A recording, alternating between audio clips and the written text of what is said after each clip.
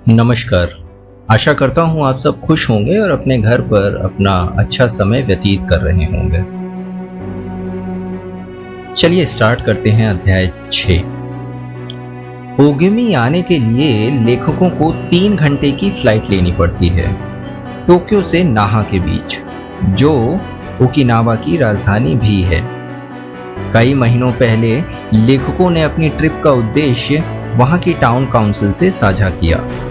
वहां के oldest living लोगों के साक्षात्कार करने के बारे में बताया। अंततः उन्हें अलाउ कर दिया गया और गांव के बाहर एक घर रेंट पे रहने के लिए दे दिया गया। प्रोजेक्ट के 1 साल बाद लेखक खुद को लंबी उम्र तक जीने वालों की दहलीज पर पाते हैं। उन्हें लगता है कि समय यहाँ रुक चुका है, क्योंकि यहाँ रहने वाले लोग अंतविहीन लगते हैं। इतनी लंबी उम्र है वहां के लोगों की। ओगिमी नाहा से 2 घंटे की दूरी पर है। ट्रैफिक की चिंता ना करते हुए लेखक बाईं ओर खाली सी बीचेस और दाईं ओर ओकिनावा के यनबारू के जंगलों के नजारे का आनंद लेते हैं। एक बार रूट 58, जहां की ओरियन बियर, जो ओकिनावा का गर्व है, उस एरिया को पार करने के बाद रास्ते में छोटे छोटे घर पड़ते हैं जिनके पीछे माउंटेन्स हैं। अंततः छोटे छोटे घरों को पार कर लेखक ओगिमी पहुंचते हैं। ओगिमी में कोई प्रमुख सेंटर नहीं है, तो जीपीएस की सहायता से लेखक अपने डेस्टिनेशन पहुंचते हैं। सेंटर ऑफ सपोर्ट और प्रमोशन ऑफ वेलबीइंग बड़े ही अनअट्रैक्टिव सिंडर ब्लॉक बिल्डिंग में है, जो हाईवे के दाईं ओर है।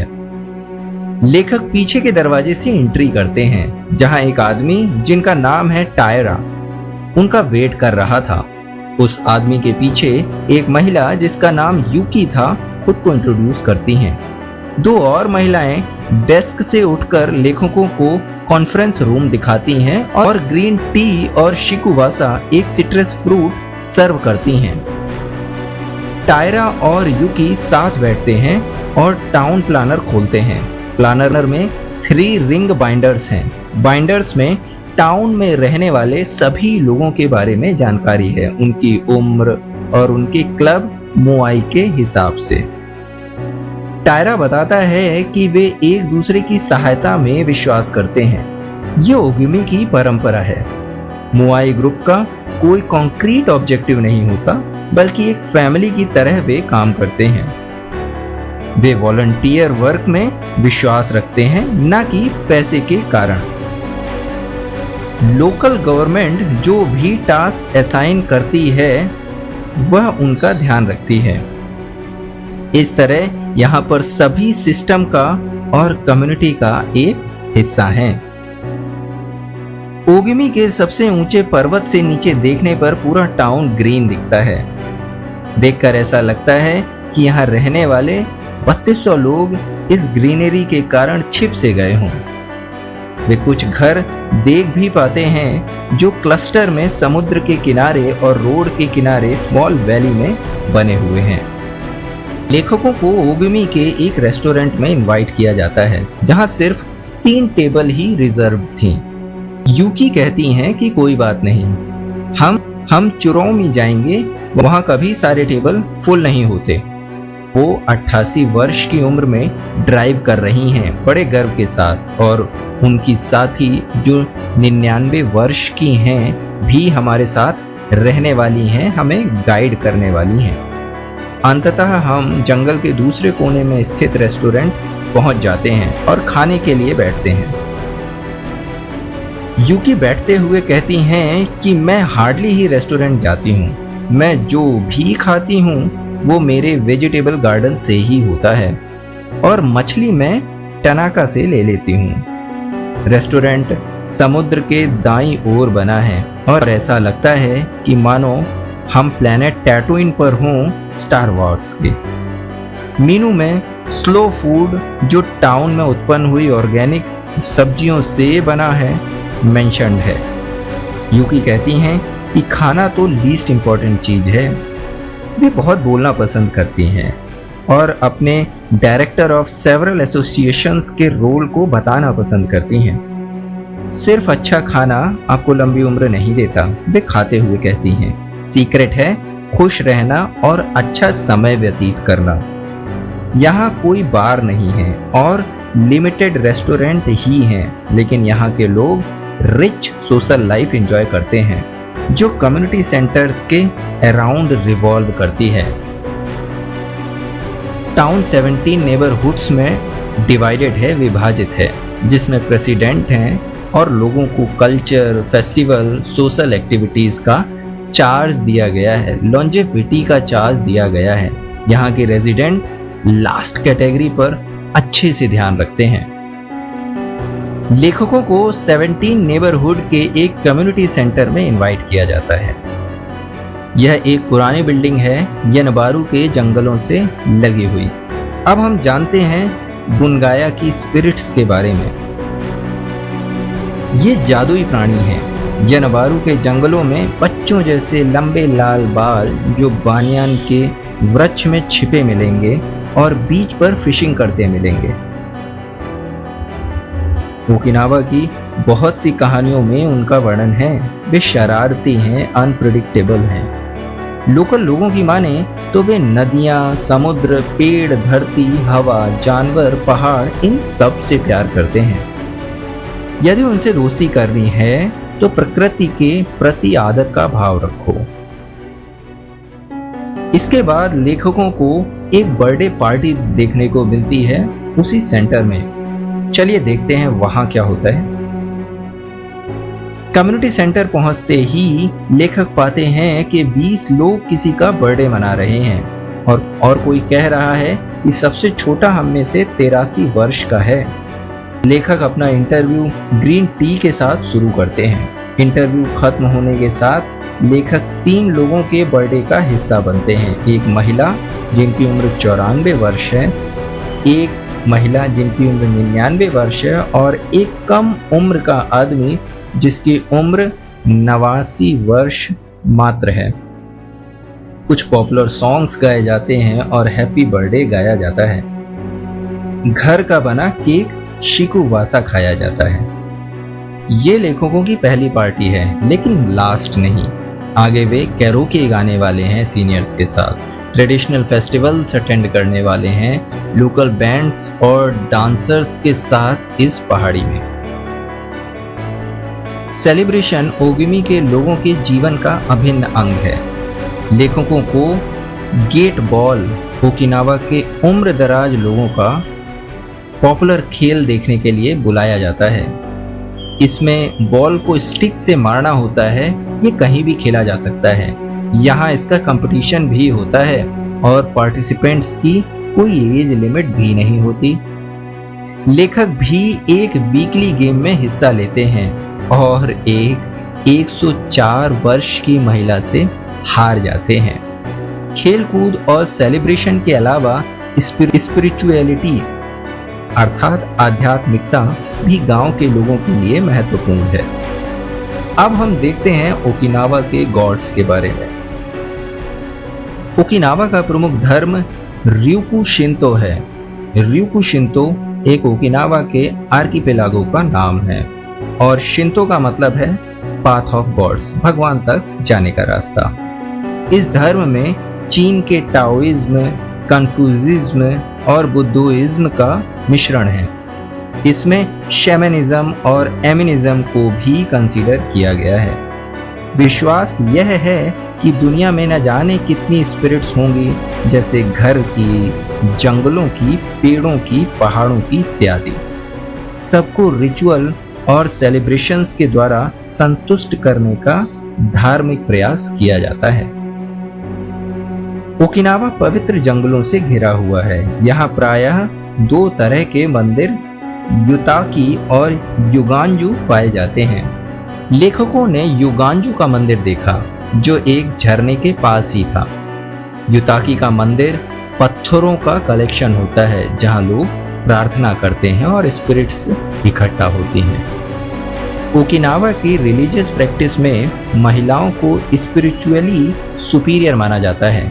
जबकि इसका बिल्कुल उल्टा जापान में है, जहां शिंतोइज्म धर्म की मान्यता है। यूता वे महिलाएं होती हैं जो स्पिरिट से संबंध बनाने, कांटेक्ट करने का प्रयास करती हैं।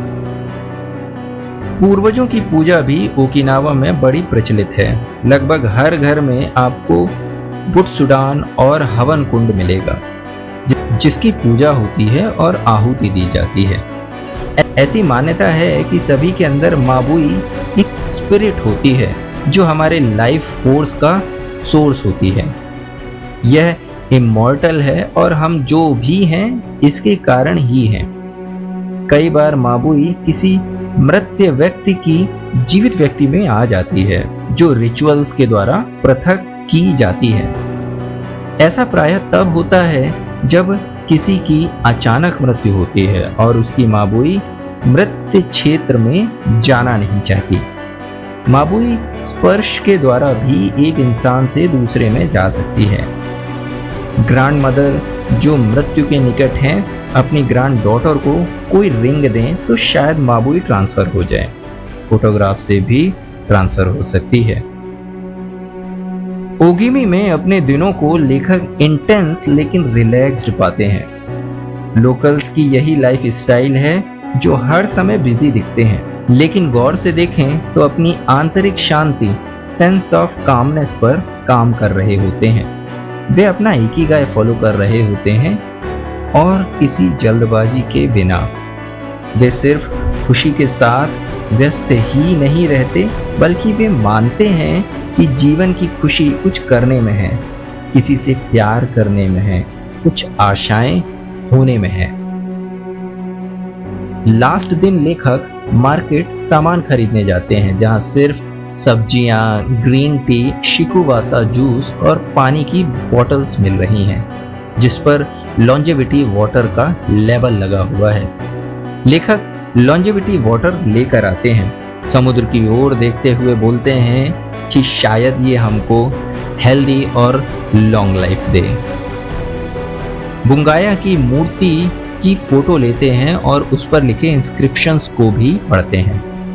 एक हफ्ता सैकड़ों इंटरव्यूज लेने के बाद लेखक सबसे बुजुर्ग व्यक्ति से मिलते हैं। लाइफ ऑफ फिलॉसफी, उनके इकिगाई और सीक्रेट ऑफ लॉन्जेविटी के लिए लेखकों ने 2 कैमरे में यह सब फिल्म किया, अपनी छोटी डॉक्यूमेंट्री बनाने के लिए।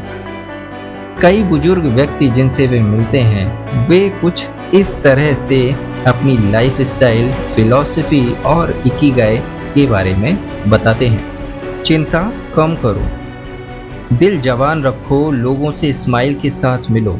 अगर ऐसा करोगे तो सब तुम्हारे पास आना चाहेंगे। एंग्जाइटी हो तो बाहर टहल लो, आने जाने वाले लोगों को स्माइल के साथ हेलो बोलो। ये सब रोज करो। मैं ये करता हूँ। फिर घर आकर अपने वेजिटेबल गार्डन का ध्यान रखना, दोपहर में फ्रेंड्स के साथ गप्पे मारना, साथ समय बिताना अच्छा होता है और यह मैटर करता है। दूसरे इंटरव्यू में एक कहते हैं कि सवेरे 6 बजे उठ के मैं पर्दा हटाकर सबसे पहले अपना गार्डन देखता हूँ, जहाँ मेरी वेजिटेबल्स हैं। बाहर जाकर टमाटर, ऑरेंजेस चेक करता हूँ। ये सब अच्छा लगता है। इसके बाद आकर मैं ब्रेकफास्ट बनाता हूँ और जो उगाया है उसी को कुक करता हूँ। It's my Ikigai. अगर एज के साथ शार्प रहना है तो अपनी उंगलियां व्यस्त रखो, लंबा जियोगे। एक बुजुर्ग बताते हैं कि मैं 4 बजे उठता हूँ, फिर कॉफ़ी पीता हूँ, थोड़ी एक्सरसाइज करता हूँ जिससे मैं एनर्जेटिक रहूँ। मैं अच्छा खाता हूँ और वैरायटीज़ के खाने खाता हूँ और काम करता हूँ। अगर नहीं करूँगा तो शरीर टूटने लगेगा। जब मैं उठता हूँ तो सबसे पहले बुत्सुडान की लाइट ऑन करता हूँ। बुत्सुडान बोले तो एक छोटा सा मंदिर हमारे भारतवर्ष में, जो घरों में एक जगह से दूसरी जगह उठाकर रखे जा सकते हैं। सवेरे का समय मैं वेजिटेबल गार्डन में व्यतीत करता हूँ। दोस्तों के साथ सप्ताह में 1 दिन मैं डांस भी करता हूँ। सब्जियां खाओ, जवान रहोगे। और 3 चीजें करो: exercise daily, eat good and लोगों के साथ समय व्यतीत करो। अपनी दोस्ती हर दिन नर्चर करो। एक बुजुर्ग इंटरव्यू के दौरान कहते हैं कि दोस्तों के साथ होना मेरा सबसे इम्पोर्टेंट इकिगाई है। हम डेली मिलते हैं और बातें करते हैं, ये मेरी हॉबी मान लो। मैं स्कूल जाते बच्चों से या कोई भी जो मेरी कार के पास से गुजरता है, सबको हाथ हिलाते हुए हेलो करता हूँ और बोलता हूँ ड्राइव सेफली। फिर मैं अंदर आकर दोस्तों से बातें करता हूँ अपनी चाय के साथ और हम साथ में गाते हैं। मैं 5 बजे उठता हूँ, समुद्र के किनारे वॉक करता हूँ, दोस्त के यहाँ जाकर साथ में चाय पीता हूँ। यही लंबी उम्र का सीक्रेट है कि लोगों के साथ रहो और खूब ढेर सारा घूमो। एक बुजुर्ग अपने इंटरव्यू में बोलते हैं कि जल्दबाजी से बचो। मैं हमेशा खुद से बोलता हूँ कि स्लो डाउन एंड रिलैक्स। हम ज्यादा जिएंगे अगर जल्दबाजी से बचेंगे।